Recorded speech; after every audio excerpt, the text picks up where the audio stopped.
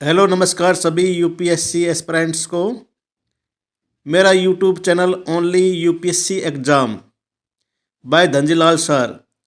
इस चैनल को आप लाइक सब्सक्राइब और शेयर करें। इस चैनल पर मैंने 2011 से लेके 2024 तक भारतीय राजनीति और भारत और विश्व का भूगोल दोनों के कंप्लीट PYQ करवा दिए हैं और मैं अब भारत का इतिहास एवं राष्ट्रीय आंदोलन पढ़ाने जा रहा हूँ। उसमें मैं कला एवं संस्कृति का भाग पढ़ा रहा हूँ। क्वेश्चन नंबर 1, निम्नलिखित युग्मों पर विचार कीजिए। अशोक के प्रमुख शिलालेख के स्थान और वह स्थान जिस राज्य में है ऑप्शन 1 धौली शिलालेख Odisha, option 2 Erragudi Andhra Pradesh, option 3 Jaugarh Madhya Pradesh, option 4 Kalsi Karnataka. उपयुक्त युग्मों से कितने सही सुमेलित है? तो इसमें राइट आंसर होगा ऑप्शन बी, केवल 2 युग्म सही है। धौली ओडिशा में पड़ता है, एरगुडी आंध्र प्रदेश में पड़ता है, जबकि जौगढ़ शिलालेख ओडिशा में पड़ता है, इसलिए मध्य प्रदेश में दे रखा है, इसलिए गलत है। और कालसी शिलाभिलेख ए कर्नाटक के में नहीं पड़ता है ये। क्वेश्चन नंबर 2, प्राचीन दक्षिण भारत में संगम साहित्य के बारे में निम्नलिखित कथनों में से कौन सा सही है? ऑप्शन 1 संगम कविताओं में भौतिक संस्कृति का कोई संदर्भ नहीं है। ऑप्शन बी वर्ण का सामाजिक वर्गीकरण संगम कवियों को ज्ञात था। ऑप्शन सी संगम कविताओं में समर शौर्य का कोई संदर्भ नहीं है। ऑप्शन डी संगम साहित्य में जादुई ताकतों का असंगत बताया गया है। तो इसमें राइट आंसर है ऑप्शन बी, वर्ण का सामाजिक वर्गीकरण संगम कवियों को ज्ञात था, इसलिए ऑप्शन बी सही होगा। और जो संगम युग था तमिल में, ये 300 ईस्वी पूर्व से 300 ईस्वी तक था, मतलब 600 बरस का ये संगम युग रहा था।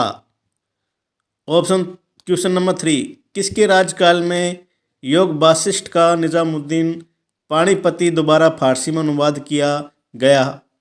Option A Akbar, option B Humayun, option C Shahjahan, option D Aurangzeb. तो इसमें राइट आंसर है ऑप्शन ए, अकबर के काल में फारसी में अनुवाद किया गया था निजामुद्दीन पाणिपति दोबारा। क्वेश्चन नंबर 4, हाल ही में हैदराबाद में भारत के प्रधानमंत्री द्वारा रामानुज की आसन मुद्रा में विश्व की दूसरी सबसे ऊंची मूर्ति का उद्घाटन किया गया था। निम्नलिखित कथनों में से कौन सा एक रामानुज की शिक्षाओं का सही निरूपित करता है? ऑप्शन ए मोक्ष प्राप्ति का सर्वोत्तम साधन भक्ति था। ऑप्शन बी वेद शाश्वत आत्म प्रतिष्ठित तथा पूर्णतया प्रामाणिक है। ऑप्शन सी तर्क संगत युक्तियों सर्वोच्च आनंद के मौलिक माध्यम थे। ऑप्शन डी ध्यान के माध्यम से मोक्ष पाया जा सकता था। तो इसमें राइट आंसर है ऑप्शन ए, मोक्ष प्राप्ति का सर्वोत्तम साधन भक्ति था। जो रामानुज का जन्म 11वीं शताब्दी में तमिलनाडु में हुआ था और इन्होंने विशिष्ट द्वैत का सिद्धांत दिया था। क्वेश्चन नंबर 5, हाल ही में प्रधानमंत्री ने वेरावल में सोमनाथ मंदिर के निकट नए सर्किट हाउस का उद्घाटन किया। सोमनाथ मंदिर के बारे में निम्नलिखित कथनों में से कौन सा सही है? ऑप्शन 1 सोमनाथ मंदिर ज्योतिर्लिंग देव मंदिरों में से एक है। ऑप्शन 2 अल बुरुन ने सोमनाथ मंदिर का वर्णन किया। ऑप्शन 3 सोमनाथ मंदिर की प्राण प्रतिष्ठा आज के मंदिर की स्थान राष्ट्रपति एस राधाकृष्णन द्वारा की गई थी। नीचे दिए गए कूट का प्रयोग कर सही उत्तर चुनिए। तो इसमें राइट आंसर होगा ऑप्शन ए। ऑप्शन 1 और 2 दोनों सही है, जबकि ऑप्शन 3 इसलिए गलत है क्योंकि सोमनाथ मंदिर की प्राण प्रतिष्ठा राष्ट्रपति डॉक्टर राजेंद्र प्रसाद द्वारा की गई थी। क्वेश्चन नंबर 6, भारतीय इतिहास के संदर्भ में निम्नलिखित मूल ग्रंथों पर विचार कीजिए। ऑप्शन 1 नीति प्रकरण, ऑप्शन 2 परिशिष्ट प्रबंध, ऑप्शन 3 अवदान शतक, ऑप्शन 4 त्रिष्टि लक्षण महापुराणा। उपरोक्त में से कौन से जैन ग्रंथ है? तो इसमें राइट आंसर होगा ऑप्शन बी। इसमें ऑप्शन 2 परिशिष्टि प्रबंध और ऑप्शन 4 त्रिष्टि लक्षण महापुराण, ये दोनों जैन ग्रंथ है। जबकि नीति प्रकरण और अवदान शतक ये दोनों बौद्ध ग्रंथ है। क्वेश्चन नंबर 7, भारतीय इतिहास के संदर्भ में निम्नलिखित गुणों पर विचार कीजिए। ऑप्शन ऐतिहासिक व्यक्ति और किस रूप में जाने गए हैं? ऑप्शन 1 आर्यदेव जैन विद्वान, ऑप्शन 2 दिग्नाग बौद्ध विद्वान, ऑप्शन 3 नाथमुनि वैष्णव विद्वान। तो इसमें राइट आंसर ऑप्शन सी है, क्योंकि दिग्नाग एक बौद्ध विद्वान था, नाथमुनि वैष्णव विद्वान था और आर्यदेव भी एक बौद्ध विद्वान था, इसलिए ऑप्शन 1 गलत है। क्वेश्चन नंबर 1, प्राचीन भारत के इतिहास के संदर्भ में भवभूति, हस्तिमल तथा क्षेमेश्वर क्यों प्रसिद्ध थे? ऑप्शन ए जैन साधु, ऑप्शन बी नाटककार, ऑप्शन सी मंदिर वास्तुकार, ऑप्शन डी दार्शनिक। तो इसमें राइट आंसर होगा ऑप्शन बी नाटककार। और इसमें भवभूति ने मालती माधव लिखा, जबकि हस्तिमल ने सुभद्रा नाटक लिखा और क्षेमेश्वर ने चंड कौशिक नामक नाटक की रचना की। क्वेश्चन नंबर 2, निम्नलिखित कथनों में से कौन सा सही है? ऑप्शन ए अजंता गुफाएं बागोरी नदी की घाटी में स्थित है, ऑप्शन बी सांची स्तूप चंबल नदी की घाटी में स्थित है, ऑप्शन सी पांडुलेना गुफा देव मंदिर नर्मदा नदी की घाटी में स्थित है, ऑप्शन डी अमरावती स्तूप गोदावरी नदी की घाटी में स्थित है। तो इसमें राइट आंसर है ऑप्शन ए अजंता गुफाएं बागोरी नदी की घाटी में स्थित है। क्वेश्चन नंबर 3, सांची का स्तूप बेतो नदी की घाटी में स्थित है, पांडुलेना गुफा देव मंदिर नासिक में स्थित है जहाँ से गोदावरी नदी का उद्गम स्थल होता है, और अमरावती स्तूप कृष्णा नदी की घाटी में स्थित है। साथियों, मेरा YouTube channel only UPSC exam, इस चैनल को आप लाइक सब्सक्राइब और शेयर करें। मेहनत करते चलो, सफलता अपने आप मिल जाएगी, पीछे मत मुड़ के देखो, सफलता अपने आप चुम्बन चूमेगी। तो साथियों, आप मेहनत करते रहो, बाकी सफलता अपना आप मिल जाएगी। क्वेश्चन नंबर 3, मुरैना के समीप स्थित 64 योगिनी मंदिर के संदर्भ में निम्नलिखित कथनों पर विचार कीजिए। ऑप्शन 1, यह कच्छप घाट राजवंश के शासनकाल में निर्मित एक वर्ताकार मंदिर है।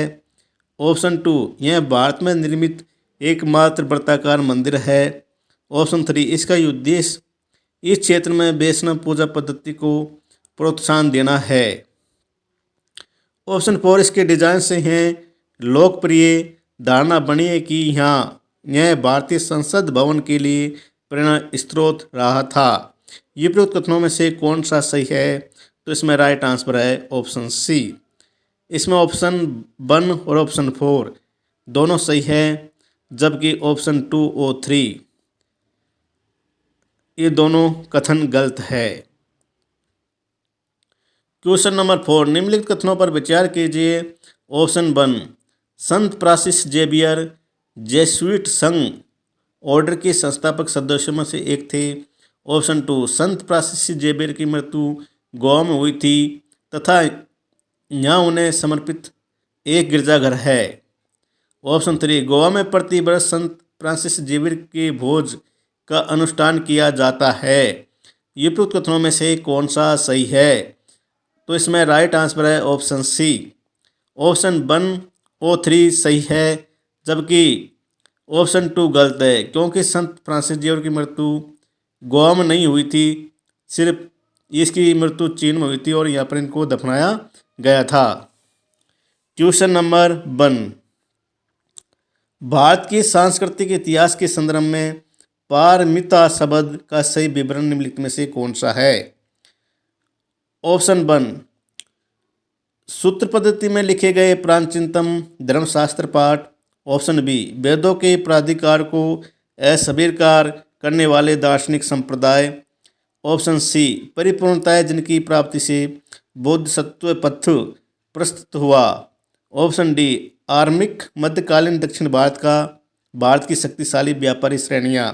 तो इसमें राइट आंसर है ऑप्शन सी, परिपूर्णताएं जिनकी प्राप्ति से बोधिसत्व पथ प्रस्तुत हुआ, उसे हम पारमिता कहते हैं। क्वेश्चन नंबर 2, प्राचीन भारत के विद्वानों साहित्यकारों के संदर्भ में निम्नलिखित कथनों पर विचार कीजिए। ऑप्शन 1, पाणिनि पुष्यमित्र संघों से संबंधित है। ऑप्शन 2, अमर सिंह हर्षवर्धन से संबंधित है। ऑप्शन 3, कालिदास चंद्रगुप्त सेकंड से संबंधित है। तो ये उपरोक्त में से कौन सा सही है? तो इसमें राइट आंसर है ऑप्शन 3, जबकि अमर सिंह यह भी चंद्रगुप्त द्वितीय से संबंधित है और पाणिनि पुष्यमित्र संघों से संबंधित नहीं है। इसका जन्म 5वीं शताब्दी काल में हुआ था। पुष्यमित्र संघों से संबंधित पतंजलि है। क्वेश्चन नंबर 3, भारत के धार्मिक इतिहास के संदर्भ में निम्नलिखित कथनों पर विचार कीजिए। ऑप्शन 1, स्थाविरवादी महायान बौद्ध धर्म से संबंध है। ऑप्शन 2, लोकोत्तरवादी संप्रदाय बौद्ध धर्म के महासंघिक संप्रदाय की एक शाखा थी। ऑप्शन 3, महासंघिकों द्वारा बुद्ध के देवत्वारोपण ने महायान बौद्ध धर्म को प्रोत्साहित किया। उपरोक्त कथनों में से कौन सा सही है? तो इसमें राइट आंसर है ऑप्शन बी। ऑप्शन 2 और 3 सही है, जबकि स्थिरवादी महायान बौद्ध धर्म से संबंधित नहीं है। यह प्रारंभिक संप्रदायों से संबंधित एक शाखा है। क्वेश्चन नंबर 4, स्वतंत्रता संग्राम के समय लिखी गई सखाराम गणेश देवस्कर की पुस्तक देशियर कथा के संदर्भ में निम्नलिखित कथनों में से विचार कीजिए। ऑप्शन 1, इस पुस्तक ने औपनिवेशिक राज दोबारा मस्तिष्क की संभोग विजय के विरोध में चेतावनी दी। ऑप्शन 2, इस पुस्तक ने स्वदेशी नुक्कड़ नाटकों तथा लोकगीतों को प्रेरित किया। ऑप्शन 3, देवस्कर द्वारा देश शब्द का प्रयोग बंगाल क्षेत्र के विशिष्ट संदर्भ में किया गया था। ये उपरोक्त कथनों में से कौन सा सही है? तो इसमें राइट आंसर है ऑप्शन ए। ऑप्शन 1, 2 दोनों कथन सही है, जबकि ऑप्शन 3 इसमें गलत है, क्योंकि देवस्कर द्वारा देश शब्द का प्रयोग बंगाल क्षेत्र के लिए नहीं किया गया, बल्कि संपूर्ण देश के लिए किया गया है। क्वेश्चन नंबर 5, अस्पृश्य संप्रदाय के लोगों को लक्षित कर प्रथम मासिक पत्रिका बिटाल विध्वंसक किसके द्वारा प्रकाशित की गई थी? Option A, Gopal Baba Balankar. Option B, Jyotiba Phule. Option C, Mohandas Karamchand Gandhi. Option D, Bhimrao ji Ambedkar. तो इसमें राइट आंसर है ऑप्शन ए, गोपाल बाबा बलंकर। गोपाल बाबा बलंकर एक समाज सुधारक थे, जिनका जन्म महाराष्ट्र में एक महार जाति के परिवार में हुआ। उन्होंने अछूत लोगों के उद्धार के लिए काफ़ी कार्य किए। क्वेश्चन नंबर 6, भारत के सांस्कृतिक इतिहास के संदर्भ में निम्नलिखित युग्मों पर विचार कीजिए। ऑप्शन 1, परिव्राजक, परित्यागी व भ्रमणकारी। ऑप्शन 2, शर्मन, उच्च पद प्राप्त पुजारी। ऑप्शन 3, उपासक, बौद्ध धर्म का साधारण अनुगामी। ये प्रयुक्त युग्मों में से कौन सा से सम्मिलित है? तो इसमें राइट आंसर है ऑप्शन बी। केवल ऑप्शन 1 और 3 दोनों सही है, जबकि शर्मन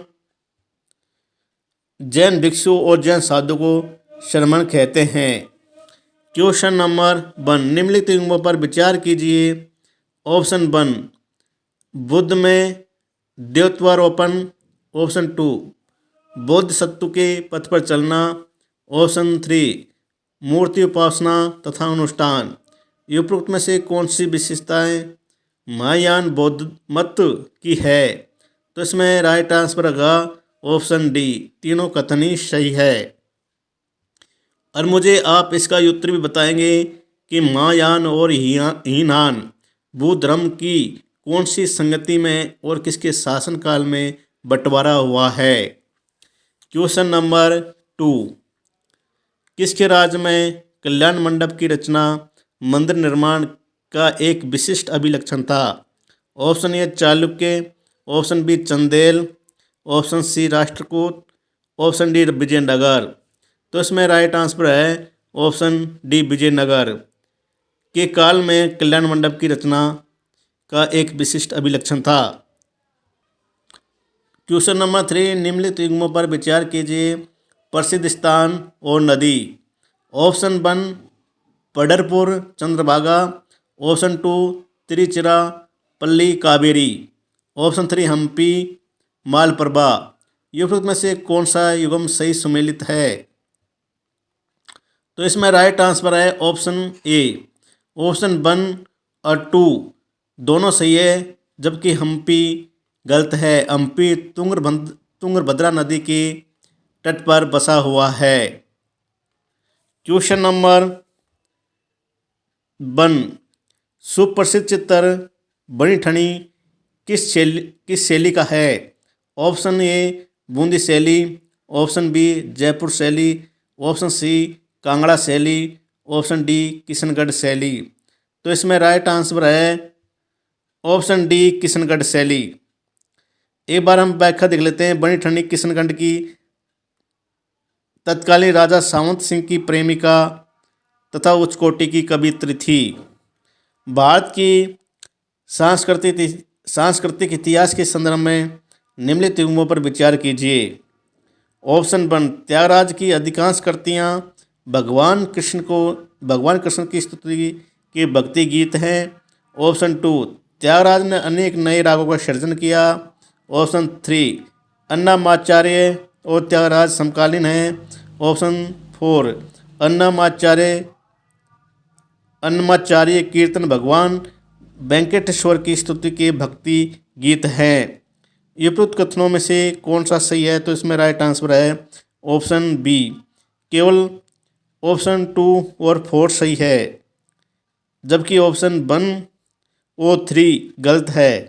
तो त्यागराज की अधिकांश कृतियाँ भगवान श्री राम की स्तुति में गाए जाते थे और अन्नमाचार्य और त्यागराज समकालीन नहीं थे, क्योंकि इनके दोनों के जन्मों में, जैसे त्यागराज का जन्म 1767 ईस्वी में हुआ था और अन्नमाचार्य का जन्म 1408 ईस्वी में हुआ था।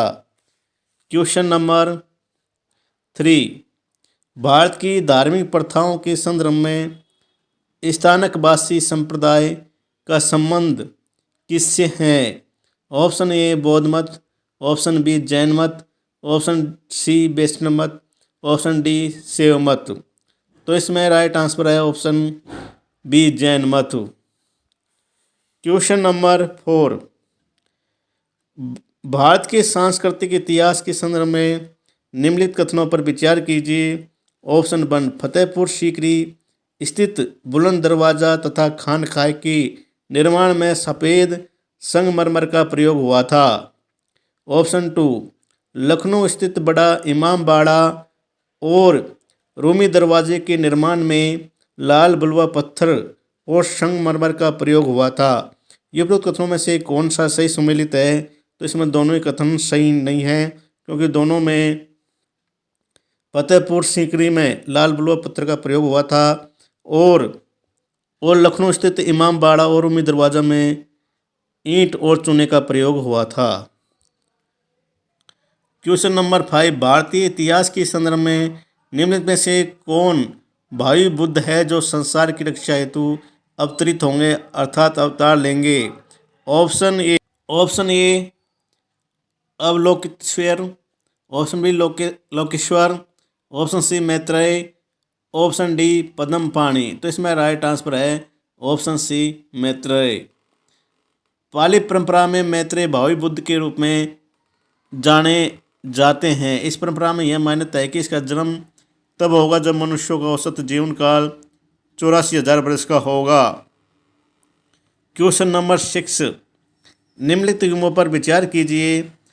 शिल्प और किस राज्य की परंपरा है? पुतकुली शॉल तमिलनाडु, सुजनी कढ़ाई महाराष्ट्र, ऑप्शन 3 उपाड़ा जमादानी साड़ी कर्नाटक।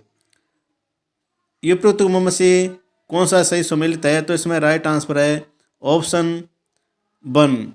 जो पुतकुली शॉल है वो तमिलनाडु में की परंपरा है, जबकि सुजनी कढ़ाई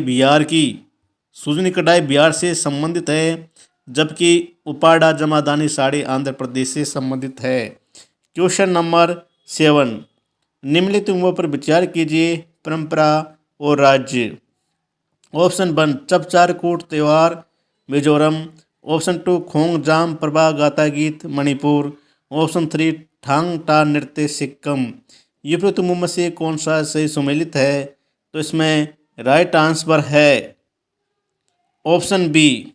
जो चपचार कूट त्यौहार मिजोरम में मनाया जाता है और खोमजांग प्रभा गीत मणिपुर में गाए जाते हैं, जबकि थांग टा नृत्य गीत ये मणिपुर से संबंधित है। क्वेश्चन नंबर 1, ऋग्वेद कालीन आर्यों और सिंधु घाटी के लोगों की संस्कृति के बीच अंतर के संबंध में निम्नलिखित कथनों में से कौन सा सही है? ऑप्शन 1 ऋग्वेद कालीन आर्य कवच और शिरस्त्राण हेलमेट का उपयोग करते थे, जबकि सिंधु घाटी सभ्यता के लोग में इनके उपयोग का कोई साक्ष्य नहीं मिलता।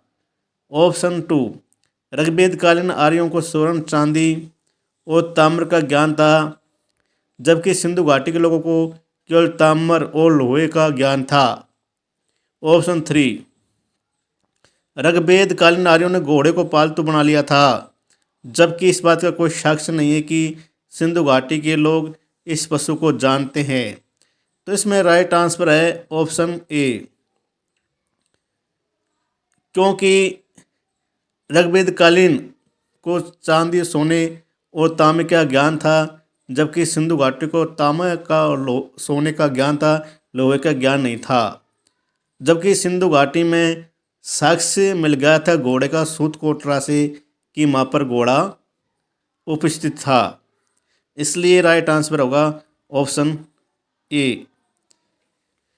क्वेश्चन नंबर 2, मणिपुर संकीर्तन के संदर्भ में निम्नलिखित कथनों पर विचार कीजिए। ऑप्शन 1 यह गीत और नृत्य का प्रदर्शन है। ऑप्शन 2 केवल करताल सिंबल की ही वह एकमात्र वाद्य यंत्र है जो इस प्रदर्शन में प्रयुक्त होता है। ऑप्शन 3 यह भगवान कृष्ण के जीवन और लीलाओं को वर्णित करने के लिए प्रदर्शित किया जाता है। तो इसमें उपरोक्त कथनों में से कौन सा सही है? तो इसमें ऑप्शन 1 और 3 दोनों सही है, जबकि ऑप्शन 2 गलत है। केवल जहाँ पर गलत आ जाता है वो वहाँ पर गलत हो जाता है बहुत ज़्यादा क्वेश्चनों में, क्योंकि इसमें करताल और ढोलक आदि का प्रयोग किया जाता था, सिर्फ करताल का ही प्रयोग नहीं किया जाता है। क्वेश्चन नंबर 3, भारत के धार्मिक इतिहास के संदर्भ में निम्नलिखित कथनों पर विचार कीजिए। ऑप्शन 1 सौत्रांतिक और सम्मितीय जैन मत के संप्रदाय थे। ऑप्शन 2 श्रवास्तिवादियों की मान्यता थी कि दृग्विषय फिनोमिना के अव्यय पूर्णतः क्षणिक नहीं हैं, अपितु अव्यक्त रूप में सदैव विद्यमान रहते हैं। ये उपरोक्त कथनों में से कौन सा सही है? तो इसमें राइट आंसर है ऑप्शन बी, केवल 2 कथन सही है, क्योंकि सौत्रांतिक और सम्मितीय जैन मत के संप्रदाय नहीं हैं, ये बौद्ध मत के संप्रदाय है। क्वेश्चन नंबर 4, बोधिसत्व पद्मपाणि का चित्र सर्वाधिक प्रसिद्ध है और प्राय चित्रकारी है, जो ऑप्शन ए अजंता में है, ऑप्शन बी बादामी में है, ऑप्शन सी बाग में है, ऑप्शन डी एलोरा में है। तो इसमें राइट आंसर है ऑप्शन ए अजंता में है। तो हेलो साथियों, मैं आज आपको इतना ही पढ़ाऊँगा और मेरा YouTube channel only UPSC exam, इस चैनल को आप लाइक, सब्सक्राइब और शेयर करें। जय हिंद, जय भारत।